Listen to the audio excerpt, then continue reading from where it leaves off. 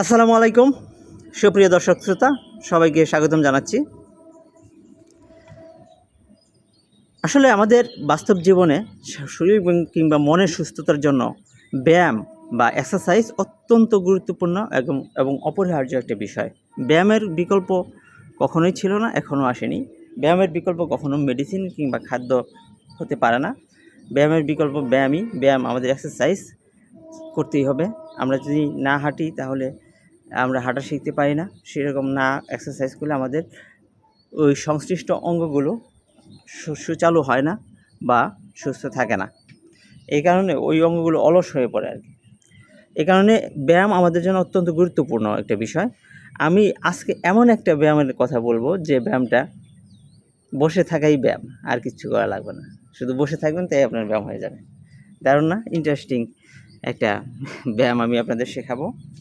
এই যে দেখতে পাচ্ছেন আমার হাতে, এই যে বসে আছে, এই যে একটা ছবি দেখতে পাচ্ছেন। এই ছবিটা ঠিক এভাবে বসে থাকবেন। আপনি পারলে 1 মিনিট বসে থাকেন বা 2 মিনিট বসে থাকেন, বা যদি আধা ঘন্টা বসে থাকতে পারেন তাহলে তো আরও ভালো। 1 ঘন্টা বসে থাকতে পারে আরও ভালো। এটা অত্যন্ত গুরুত্বপূর্ণ একটা বসার ভঙ্গি।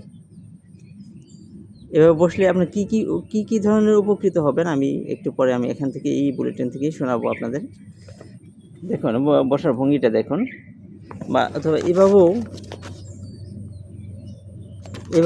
ওই যে একই বসার স্টাইল, পায়ের স্টাইল একই, কিন্তু এই হাতটা এইভাবে রাখতে পারেন।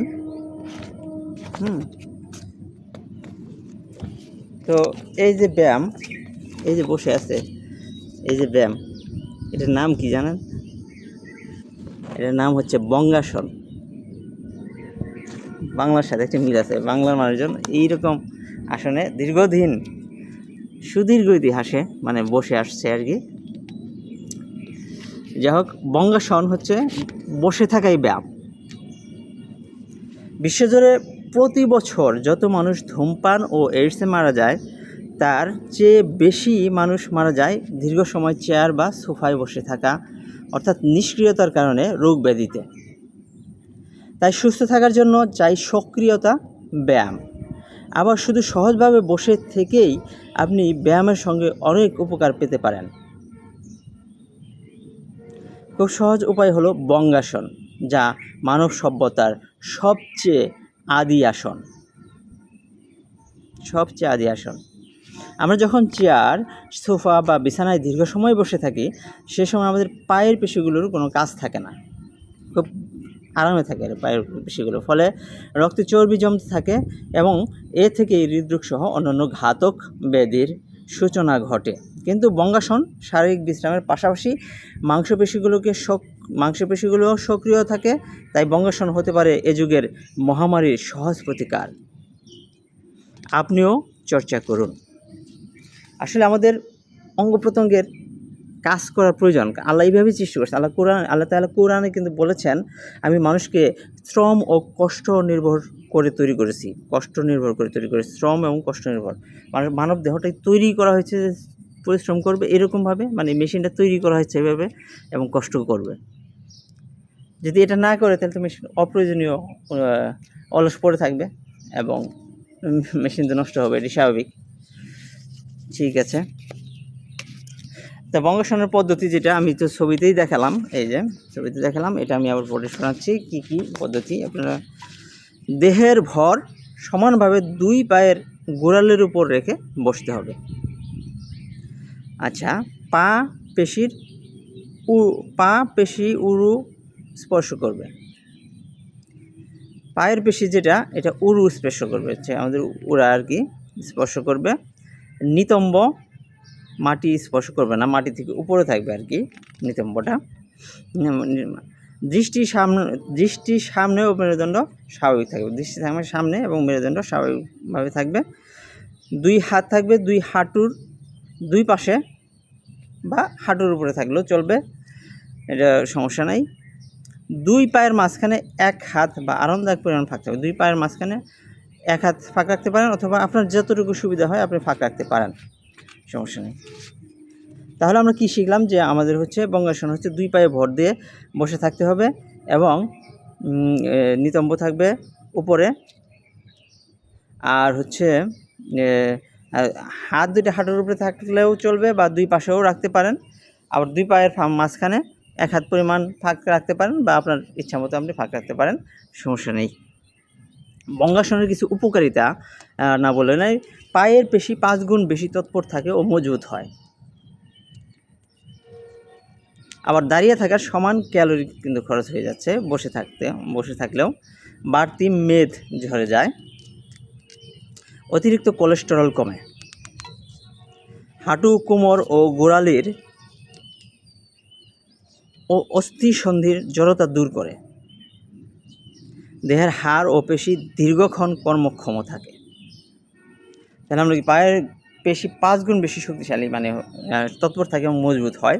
বাড়তি মেদ তো ঝরেই যায়, অতিরিক্ত কোলেস্টেরল কমে, হাঁটু, কোমর এবং অস্থিসন্ধির জড়তা দূর করে দেয়। পুরুষদের প্রোস্টেট এবং ব্লাডার এবং মেয়েদের জরায়ু নিয়ন্ত্রণকারী স্নায়ুসমূহ ক্ষয়রোধ করে। হার্নিয়া, এটি গুরুত্বপূর্ণ, হার্নিয়া, ডাইভার্টিকুলোসিস এবং পেলভিক অর্গানগুলো স্থানচ্যুতির সম্ভাবনা কমে। শরীরের নিচের অংশে রক্ত প্রবাহ বাড়ে, সংশ্লিষ্ট অংশে রক্তনালী এবং পেশির রোগ প্রতিরোধ হয়। নিয়মিত বঙ্গাসন চর্চায় মহিলাদের স্বাভাবিক প্রসবের সম্ভাবনা বেড়ে যায়। তো বঙ্গাসন যারা প্রতিদিন এক্সারসাইজ মানে শুরু করবেন ভাবতেছেন, ব্যায়াম করা শুরু করবেন ভাবতেছেন, কিন্তু মনে করেন যে সামনের মাসের প্রথম দিন থেকে শুরু করি অথবা আগামী মাসের 1 তারিখ থেকে শুরু করি, 1 তারিখ কোনোভাবে মিস হলে আবার পরের মাসের 1 তারিখ থেকে শুরু করি, এভাবে কিন্তু আপনি পিছিয়ে যাচ্ছেন। কারণ হচ্ছে আপনি চিন্তা করতেছেন যে আসলে ব্যায়ামটা মনে হয় মানে এক্সারসাইজ করা অনেক কঠিন, শুরু করতে ভয় পাচ্ছে, আপনার মস্তিষ্ক আপনাকে ভয় দেখাচ্ছে যে কঠিন। এই জন্য মস্তিষ্ককে বোঝানোর জন্য আপনি কাইজেন পদ্ধতি প্রয়োগ করতে পারেন, ধীরে ধীরে পর্যায়ক্রমে ভালো দিকে পরিবর্তন আনতে পারেন। সেক্ষেত্রে যে বঙ্গাসনের মাধ্যমে বঙ্গাসন চর্চার মাধ্যমে আপনি ব্যায়াম করা শুরু করতে পারেন। মাত্র 1 মিনিট ব্যায়াম করলেন, আপনি লিখে রাখলেন যে ব্যায়াম করেছি, অত্যন্ত গুরুত্বপূর্ণ। তারপরে হচ্ছে বঙ্গাসনটা হচ্ছে আপনার কোষ্ঠকাঠিন্য রোধ করা বা যারা কষা পায়খানা আছে তাদের জন্য অত্যন্ত উপকারী। তো এই কারণে দেখা যাচ্ছে যে হাই কমোডের চেয়েতে প্যান যেটা আছে, প্যানটা বিজ্ঞানসম্মত এবং এটা হচ্ছে কারণ হচ্ছে আমাদের যে দিক দিয়ে পায়খানা বের হয় সেই নালিকাটা বেশি প্রসারিত হতে পারে বঙ্গাসনে বসলে, এজন্য প্যানটা উপকারী। এই প্যান পর্যন্ত যেটা ফ্ল্যাট থাকে আর কি, এই যে এইভাবে বসাটা হচ্ছে স্বাস্থ্যকর। টয়লেটে গেলে এটা হচ্ছে প্যান, এটা হচ্ছে হাইকমোড নয়, প্যান যদি ইউজ করতে পারেন সেটা স্বাস্থ্যের জন্য ভালো, বাংলা প্যান বলা যায় আর কি। আবার এটা হচ্ছে স্বাভাবিক প্রসবেও কিন্তু সহায়ক, বাংলা প্যান। ওটা তো আসলে বঙ্গাসনই হয়ে যাচ্ছে, বঙ্গাসনই আমরা বলেছিলাম স্বাভাবিক প্রসব। তাহলে এটা হয়ে যাক আপনাদের প্রতিদিন এক্সারসাইজের একটা অংশ। ধন্যবাদ সবাইকে, সবাই ভালো থাকবেন, আমার জন্য দোয়া করবেন, আমিও আপনাদের জন্য দোয়া করি।